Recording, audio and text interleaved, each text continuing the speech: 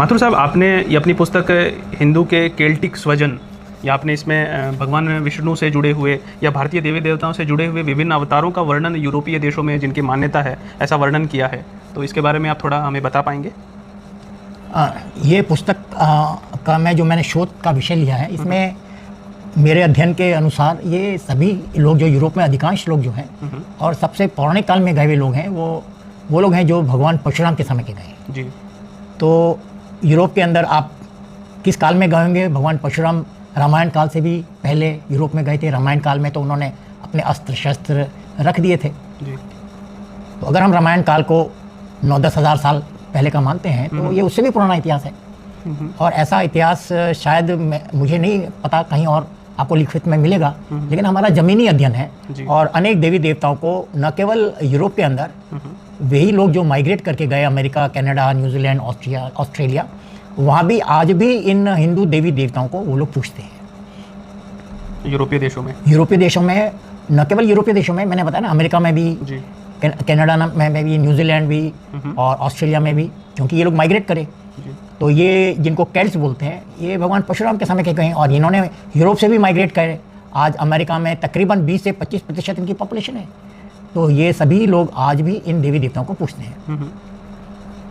तो इनमें जो इनके नाम हैं वो भगवानों के, तो आप थोड़ा सा इसके बारे में बता सकते हैं? जहाँ तक नाम का सवाल है, हम पहले देखें कि भगवान विष्णु के कौन कौन से अवतारों को वो पूछते हैं। तो सबसे प्रथम तो भगवान परशुराम का ही नाम आता है। भगवान परशुराम को वो दंदा बोलते हैं। दंदा? हाँ, DAGDA, दंदा। उनका और एक भी नाम है जिसको हम यहाँ विष्णु भगवान को जगदीश बोलते हैं, वो उनको दगदीश बोलते हैं। दगदीश।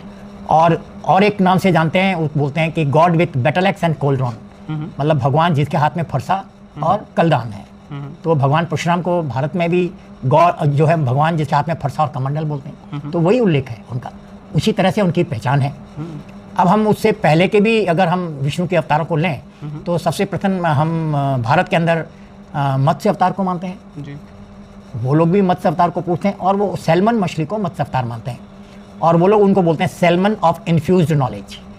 तो वो उनकी प्रथम भगवान है। उसके बाद अगर हम अगला विष्णु अवतार लें तो हम वाराह अवतार को मानते हैं जी। वो भी वाराह अवतार को पूछते हैं। अंग्रेजी में वाराह को बोर बोलते हैं जी। तो वो उनको बोलते हैं बोर ऑफ द बैटल। अब हमारे यहाँ क्या मान्यता है कि जो वाराह देवता है, उन्होंने युद्ध करके पृथ्वी को समुद्र से निकाला। तो उन्होंने युद्ध किया और पृथ्वी से निकाला, इसीलिए वो लोग उसको बोर ऑफ द बैटल कहते हैं। इतना ही है। फिर अगर हम और आगे चलें तो हम वामन देवता पे आ जाएं जी। अंग्रेजी में वामन जो बौने होते हैं उनको ड्वार्फ बोलते हैं जी। तो वो उनको ड्वार्फ ऑफ विजडम बोलते हैं। कोई अंतर नहीं है। उसके बाद अगर हम वामन अवतार के बाद अगर चलें तो भगवान परशुराम है, जिनके बारे में मैंने अभी बताया। तो वो उनके प्रमुख देवता हैं जी। इसके अलावा वो कल्कि भगवान को भी पूछते हैं, दी ऑल वाइट वन। इस नाम से जानते हैं, दी ऑल वाइट वन। हमारे भी यही मान्यता है कि कल्कि भगवान जो है वो सफ़ेद वस्त्रों में आएंगे, सफ़ेद घोड़े पे आएंगे, हाथ में तलवार होगी। जयपुर के अंदर हवा महल के सामने कल्कि भगवान का मंदिर है, वहाँ भी सफ़ेद घोड़ा है। मान्यता है कि वो अवतरित होंगे तो नीचे उतर के आएंगे कल्कि भगवान। अब उसके आगे चलते हैं तो आप देखिए, हम भगवान शिव पर आ जाते हैं। तो भगवान शिव को वो लोग कर्णोनॉस बोलते हैं।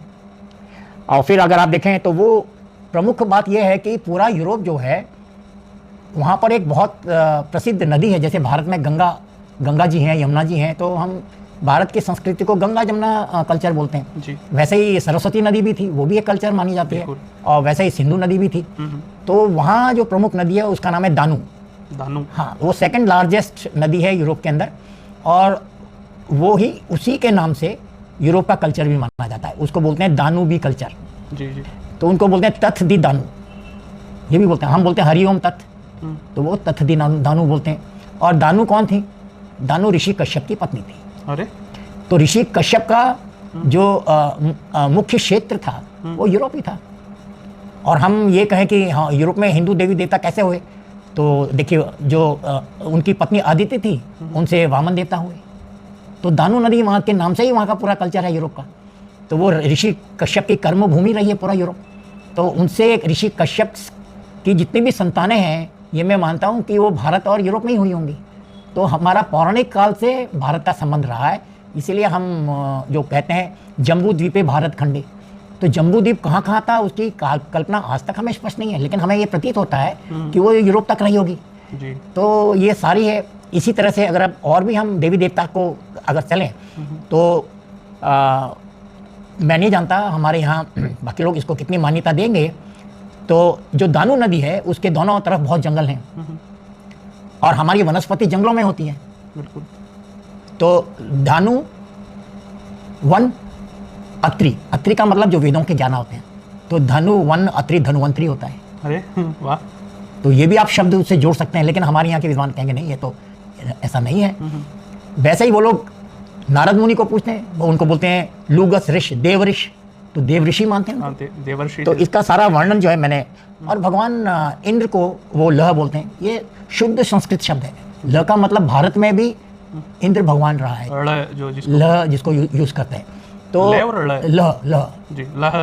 ल इंद्र भगवान का है। इसी तरह वहाँ जो है वृक्ष को भी देवता मानते हैं, तो उनका जो वृक्ष है सबसे पवित्र वृक्ष है वो ओक का वृक्ष है। हमारे यहाँ जैसे हम वट वृक्ष मानते हैं, ब्रह्मा जी का वृक्ष मानते हैं, पीपल का वृक्ष मानते हैं, तो वहाँ उसको ओक का जो पेड़ होता है उसको सबसे पवित्र मानते हैं। और वो हमने खोजा कि वो भगवान इंद्र का वृक्ष है और वो प्योर संस्कृत शब्द है। हम उसको यहाँ अग बोलते हैं, अग। हाँ, तो अग का संस्कृत के अंदर मतलब होता है मूलभूत वृक्ष। तो आप समझ लीजिए कि उस अग के शब्द से हमारे अनेक संस्कृत के शब्दों की उत्पत्ति होती है। जैसे अगध मतलब औषधि, अगदंकार मतलब वैद्य, तो ऐसे अनेक शब्द हैं जो अग से निकले हुए हैं। तो इतनी ज़्यादा समानताएं हमारे और यूरोप के साथ कैसी हैं? और ये सारे देवी देवताओं को आज की तारीख में जो 6 प्रमुख केल्टिक कंट्रीज़ हैं वहाँ पूछते हैं तो उनमें प्रमुख कौन है? फ्रांस है, जिसको किसी ज़माने में गौल देश बोला जाता था, और स्पेन और पुर्तगाल जो उसमें एरिया आता, क्षेत्र आता है जिसको आइबेरिया बोलते हैं। फिर हम ऊपर चलें तो पूरा यूनाइटेड किंगडम, पहले वो ब्रिटेन कहलाता, तो वो जो भगवान परशुराम के समय के गल हुए थे वो ब्रिटेन्स कहलाते हैं। और आयरलैंड में भी हैं, तो ये और छोटा सा द्वीप है आइल ऑफ मैन। तो केवल आयरलैंड और यूनाइटेड किंगडम के बीच के अंदर और फ्रांस, ये 6 देश आज भी केल्टिक कंट्रीज माने जाते हैं। और जो ब्रिटेन है और आयरलैंड है वहाँ तो उनकी प्रमुख देवी भद्रकाली है, जिसको वो ब्रिगेड बोलते हैं। तो ब्रिगेड भद्रकाली है। भद्रकाली का एक बहुत सुंदर मंदिर जो है वो आपको कुरुक्षेत्र में है, वो एक शक्तिपीठ है। क्या बात है। तो वो वहाँ पर उसका त्यौहार भी मनाते हैं और चर्च ने भी उनको एक्सेप्ट कर लिया, चर्च भी उनको पूजने लगा, उनको बोलते हैं सेंट ब्रिगेड नाम दे दिया। और इसी तरह हमारे जो यहाँ से भगवान परशुराम के समय के जो ब्रिटेन्स हैं और उनके नाम से उसका नाम ब्रिटेनिया है। आज आप देखें कई लोग अपने जो उदाहरण देते हैं तो उसको यूके नहीं बोलते, ब्रिटेन नहीं बोलते, उसको ब्रिटानिया बोलते हैं।